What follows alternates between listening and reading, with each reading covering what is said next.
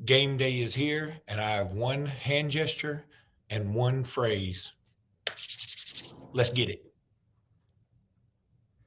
You are Locked On Bama, your daily podcast on the Alabama Crimson Tide. Part of the Locked On Podcast Network, your team every day.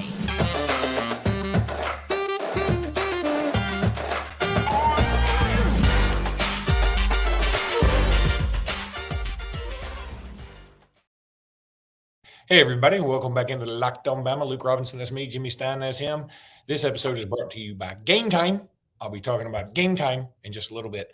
But, Jimmy, my intro could have been better if I had timed better the end of my intro and the beginning of the video. But I forgot that I didn't have it scrolled all the way down. So, sorry, y'all. I thought that was going to be great. It wasn't. Okay, let's talk some predictions for Alabama against Middle Tennessee State. Jimmy, I'm going to start us off. And here's what we're going to do. I'm going to start us off, make a prediction. You comment on my prediction, then you make a prediction. We'll go back and forth. We'll be conversational. All right. Let's have a conversation. You shoot. You start this conversation. I would like to talk about Alabama Middle Tennessee State today. I hope we have the same conversation, because if you want to talk about your favorite sitcom, well, that's fine. Go right ahead. Yeah, we've locked on Seinfeld. Okay, Jimmy. I'm predicting Jalen Milroe goes for 210 yards passing, 2 touchdowns passing, 80 yards rushing, and a touchdown, along with an interception. Now, on the surface, those numbers are rather pedestrian compared to Bryce Young, Mac Jones, Tua, even Hurts. But I think we're going to be impressed enough to where he's going to win any doubters over this weekend. Your thoughts? I agree. I would point out last season against a similar opponent, and I'm saying Utah State's similar to Middle Tennessee State. I mean, we can nitpick, but I just think they're sort of in the ballpark. Bryce threw for 195 and 5 touchdowns. I mean, the 195, I think Milroe can hit that. The 5 touchdowns, that's a lot in a single game. So I don't know that I want to hold Milroe to that, but the 195, and I think you said 210, that sounds about right to me. Bryce rushed for 100 yards against Utah State last year. I think it was a career high. That was a lot for him. I think Milroe could get close to 100 depending on how often he takes off. I think Middle Tennessee's going to have a really tough time catching him or getting him to the ground. I like the 1 interception. I think the idea that Milroe is going to play a perfectly clean game is unlikely. This is his second start. People have to remember, this is start number 2 in his whole career. I don't think it'll be perfectly clean. So I like the interception. I'll even go an interception and a fumble just to get people riled up. But I also think throwing for 200 and rushing for 100 is pretty spectacular. It's what Bryce did a year ago. And, Bryce was pretty good. All right. Let me say this about what you just said. If he does have an interception and a fumble, all of a sudden the stat line looks a lot worse. I mean, that one fumble seems to change everything, because I'm telling you, people will hang on to that for dear life. Yeah, they will. They will. And it's going to, they're 50% correct that it's got to end, or it's got to slow down or be reduced. And 50% it's just going to be overkill, because if Ty Simpson or Tyler Buckner went out there and put up the same exact numbers, 200 yards passing, 100 yards rushing, and 2 turnovers, people would be like, wow, 300 yards of offense, but with Milroe, it'll be, 2 turnovers. I mean, I think once you create a narrative, people cling to it and sort of disregard all other things. But I also think he's a young player, and I'm going to believe this about him because I've just seen so much football. I think the turnovers are a product of his youth and not something that we're going to be talking about in 2025 with Milroe as a quarterback here or elsewhere. And all we're talking about is the turnovers. I just think he's a young quarterback, and young quarterbacks turn over the football. I want to get to your prediction right after this, but what I just thought about was how interesting it is how your first start can sort of define your career, especially in college. In the pros, I mean, you may play 15 years, so nobody remembers where you started.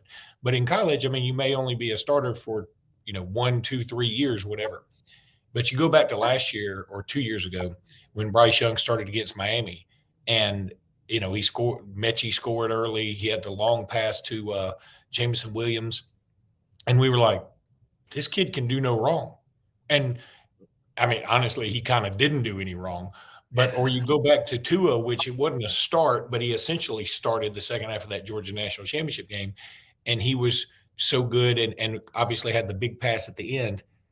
That defined his career. I mean, like Tua had some not bad games, but like less than spectacular games mixed in there, and then some less than spectacular moments mixed in there.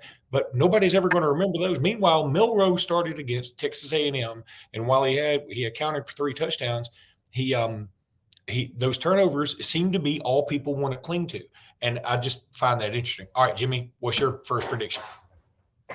My first prediction in terms of how, not the score prediction. You mean like a stat Anything. Okay. I think combine. How about this? 250 rushing yards. I think the team will combine for 250 rushing yards as a product of the quarterbacks and the backs together, accounting for any sack yardage. But I think it's gonna be 250. And I'm being a little conservative. I almost went with. I know this sounds crazy. I almost went with 350. Well, you really are conservative. You Also, dropped it 100 yards. I dropped at 100 yards, and this is why. I mean, my initial thought was, okay, 500 yards offense, 350 rushing, and 150 passing. But I don't think Coach Saban looks at it this way, guys. But I can't help but think to some extent he might. What Alabama needs to work on for Texas is a little balance. I think they know they can run the ball. I think they've been working on it and they're good at it. I don't think they want to show Texas, hey, this is our new ground game, and this is what we do in the ground game. I think it's going to be, the game plan is going to be a little vanilla, but it's also going to be a little 2022. They don't want to show Texas too much, and they can get away with it against Middle Tennessee. So basically what I'm saying, Luke, is I backed off the 350 because I think Alabama's going to make a concerted effort to throw the ball against Middle Tennessee, and it'll look a little like last year, partly because it's what they want to work on, because that's what Jalen needs to work. Jalen needs to work becoming a more consistent, better passer. So they're going to do that against Middle Tennessee and run it a little less. All right. But it's really just working on things. So I'm going to go 250 yards rushing and 200 yards passing. Ooh, okay. I think those are low. And here's the thing. I think you make a great point, but one thing to think about with Middle Tennessee State, they play a very aggressive defense. Apparently, they're gamble prone. That's why they end up with a lot of turnovers. Their defense is accounted for as many turnovers as anybody in the last 2 years. So that's one of the reasons I think that Milroe will have an interception. That's one of the reasons why I think that Milroe will have 210 yards passing, because somebody's going to break loose when somebody gambles. That's what I think. Now, we won't spend a lot of time on this because we need to get to a break, but I was also going to say I think Jam Miller leads the team in rushing. Ooh, I like it. I want to agree. I want to agree. You can just do it. But I'm not. I think logically, Jam Miller, I have a sneaking suspicion that a little bit of an outlier pick here. I have a sneaking suspicion it'll be Roydell Williams, and not because it's a statement, not because, hey, Roydell's going to lead the team in rushing in 2023. I think it'll be Jam Miller. And logically, in my mind, Jam Miller is the best running back on this team, in my opinion. With the ball in his hands, it's Jam. But I don't know. Maybe it's just senior night. Maybe it's, I don't know. I just think this might be the Roydell Williams game. Okay, fair enough. All right, I need to tell everybody about Gametime now. I don't know why I say it like that. I just think it sounds pretty cool. But the Gametime app, it's going to help you guys so much. You will love the Gametime app. Go to gametime.co. You want to check them out from your computer screen too. Buying tickets to your favorite event should not be stressful. It should be fun. You should be excited about it. Game Time is the fast, easy way to buy tickets for all sports, music, comedy, and theater near you with killer deals all the time at Game Time. You will absolutely love this. I'm telling you, it's something that you will love having on your phone. An easy app. Go download the app. Flash deals and last-minute tickets. Easy to find and buy tickets for every kind of event in your area. I mean, just super stuff. I'm going to pull up the app right now because I want people to see what I'm talking about. Look right here. There it is. Look right there. That app is so easy. I mean, you can get into the UAB game for $16 if you want to. You can get into the Auburn game, $1. I'm not teasing. There it is. $1 American dollar will get you to see Auburn taking on UMass. Go check out the Game Time app, and you will not regret it. I'm telling you, I'm going to be using it a lot this year. Download the Game Time app, create an account, and use code LOCKEDONCollege for $20 off your first purchase. Terms apply. Again, create an account and redeem code LOCKEDONCollege for $20 off. Download Game Time today. Last-minute tickets, lowest price, guaranteed. Jimmy, as a change of pace, I had to mute you because there was something in your background that was screeching up the place. I don't know what it was. I know. I didn't hear any screeching in around. my place. Yeah, I'm making sure. What could be screeching around here? Probably Okay. me because I'm so excited the football's here. Good Lord. How about this? How about more predictions? How about this one? Is everybody ready to be excited? Set your faces to stunned because here comes a prediction you're going to love. An Alabama tight end scores a touchdown.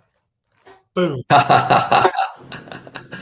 Like it. Do not disagree whatsoever. Said it all off season or said it particularly a lot recently. I want to reiterate it again because I think it'll be a little bit of a surprise for Alabama fans because they haven't seen it a lot. But I think I want to even go so far as to say Amari Knobloch will lead the team in touchdown receptions. I want to say that. I just hate going all crazy on y'all and saying crazy stuff, but I want to say Amari Knobloch leads the whole team in touchdown receptions. I think throwing to the tight end in the red zone is going to be a thing with this team.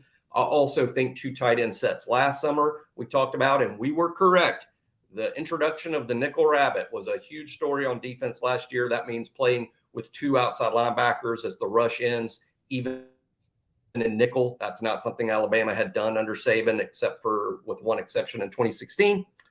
This year, in terms of shocking y'all with schematic stuff that's new, I'm going to say this. I think almost the primary personnel on offense, in terms of what we do most of the time, Luke, 2 tight ends, 12 personnel. Let's go 1 running back, 2 tight ends. I think it's going to be, if not the majority, awfully close to it. A lot of it. Alabama's been primarily 11 personnel for a long time. That's 1 back, 1 tight end, 3 wides. I think this year we're going to see a lot of 12 personnel, 1 back, 2 tight ends, 2 receivers. All right, that's a good prediction. Now I'm going to run down these 4 because then we got to do our score predictions. And in the next segment, we're going to talk about other SEC games. I'm going to run down 4 quick predictions for you. Justice Haynes scores a touchdown. Love it. Caleb Downs has a pick. Love it. Ty Simpson is the second QB in, not Tyler Buckner. I won't be shocked. I won't be surprised. And the defense, I'm coin flip there. The defense records 3 sacks with 2 forced turnovers. Whoa, 2 forced turnovers. I do think there will be a huge emphasis on creating turnovers. It was the biggest problem last year. I considered it. I know people wanted to blame, oh, well, it's the coordinator. It's this. Alabama's really good at forcing turnovers just the year before. So it's not something they were doing schematically or something they're teaching. I think, frankly, it was just bad luck. I know that sounds like you're not supposed to talk about luck in football, but luck is a thing in football. And I do think there will be a huge emphasis, and that luck is going to pay off. If you were really low on turnover luck the year before, you're going to be really high on it the next year. So I'm with Luke. I think there'll be turnovers. One thing I'll disagree with on one prediction, it's just because of the way I think I almost called it Mississippi State. Middle Tennessee State is going to play Alabama. I think there's going to be a lot of short, quick passes. the quarterback will take no more than, it'll be a lot of shotgun, 1-step ball out, shotgun, 3 steps ball out. And that's when they're taking chances.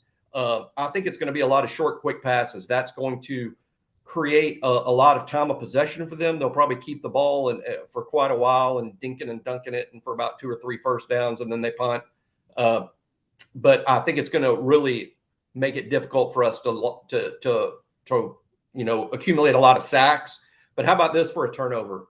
Getting super specific about a prediction. On one of those little quick passes to the slot receiver, Alabama veteran star nickel corner Malachi Moore is going to strip one of those. Not intercept it, strip it. Receiver's going to catch it. Malachi's going to strip it. And let's just say Deontay Lawson recovers it. That's a pretty specific prediction.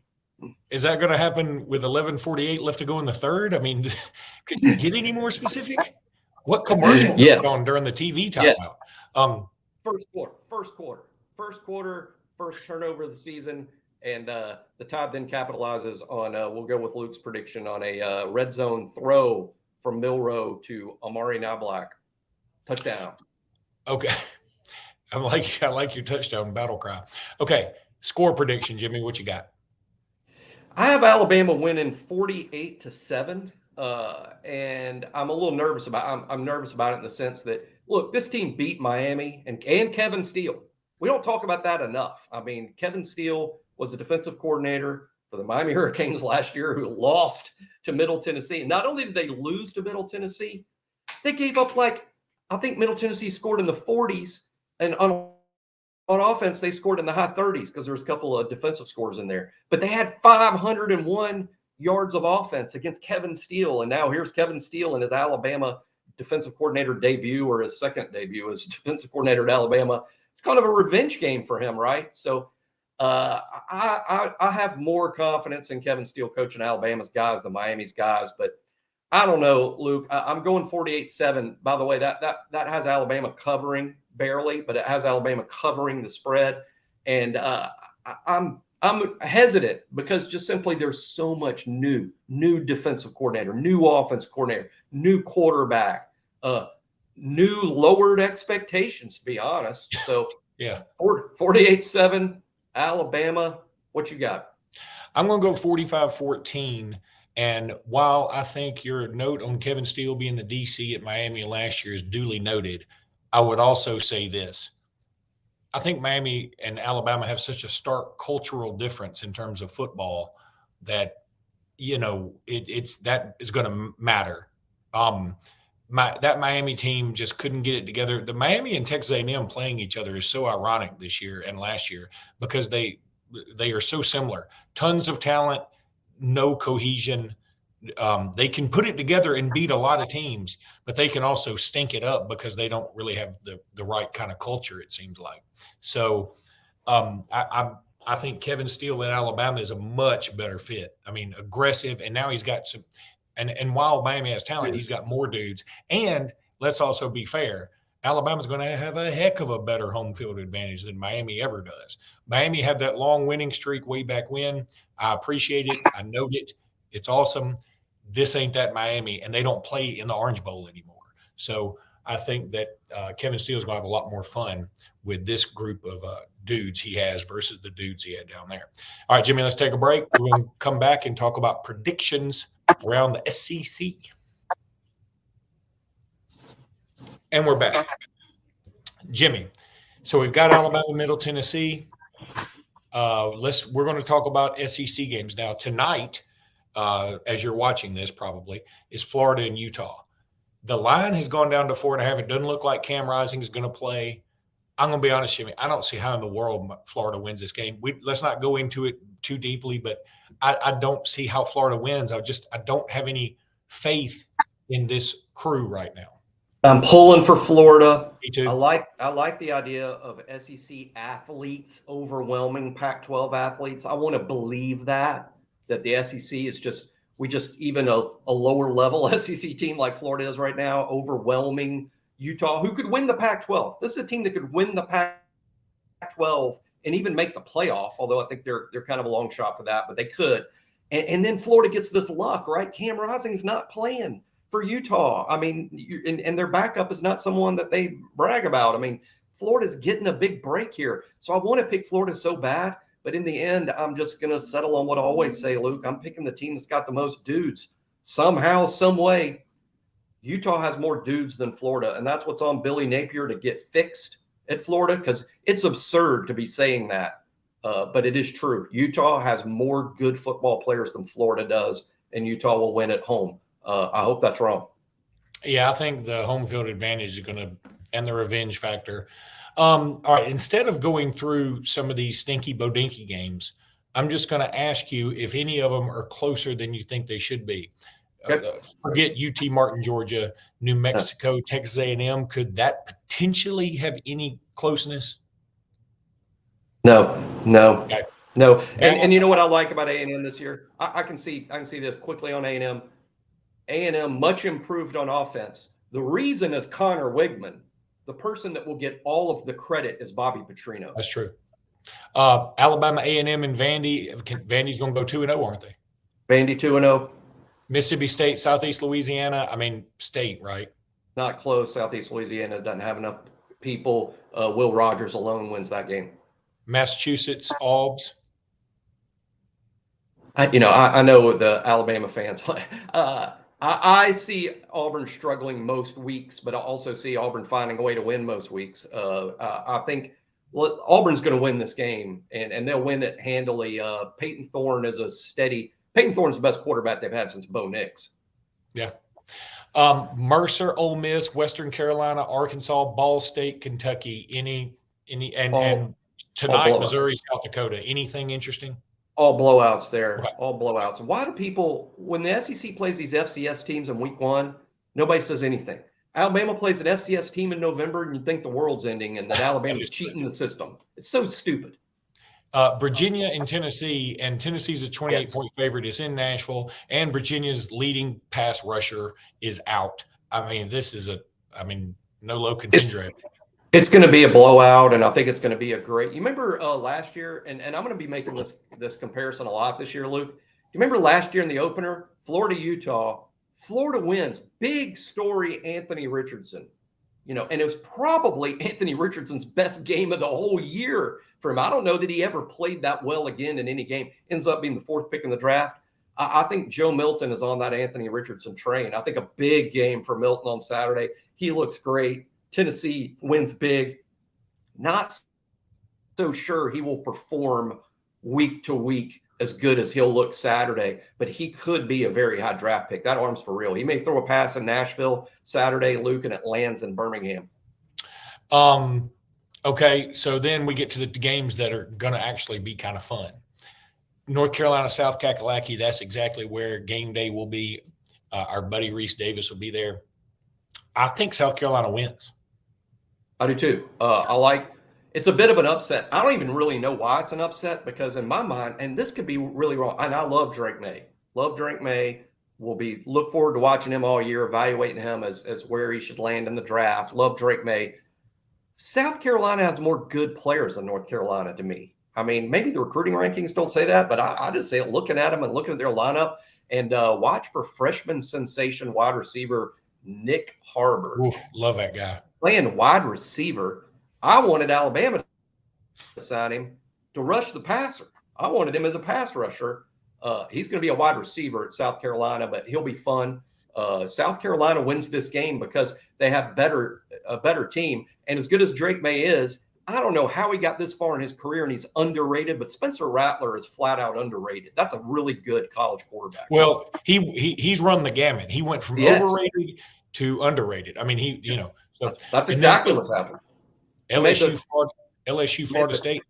He made the route. He did. LSU, Florida State.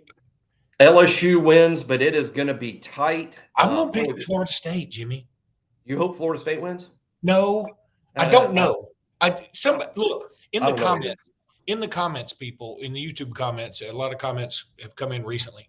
In the comments, who should I root for? I mean, I want to root for LSU because I'm an SEC guy. The only SEC team I don't root for is Auburn. I root for Tennessee when they're not playing Bama. I do. I root for everybody except Auburn. That's just because I grew up close to Auburn. But there's something about this that, like, I don't want LSU to win. I don't know why. And should I change my mind? I'm open to changing my mind. I think it's better for the SEC, obviously, if LSU wins. But there's just something about this that makes me think it's better for Bama if Florida State wins. I can see it both ways. I think LSU getting a loss or two before they ever play Alabama might benefit Alabama to have them sort of out of the race before the Alabama-LSU game happens. So I can see it benefiting Alabama. Another way it benefits Alabama potentially is, hey, this might be a year we want 2 teams from the SEC in the playoff. That only happens if the SEC as a conference has a monster year.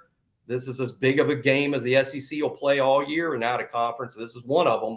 Playing a top 10 team. Alabama gets that mantle next week.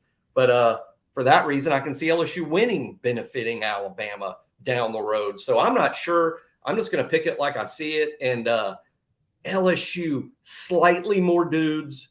And how about this? This might be a little upset for some people. I like Jaden Daniels more than Jordan Travis, barely. So I think LSU wins barely. Let me say this.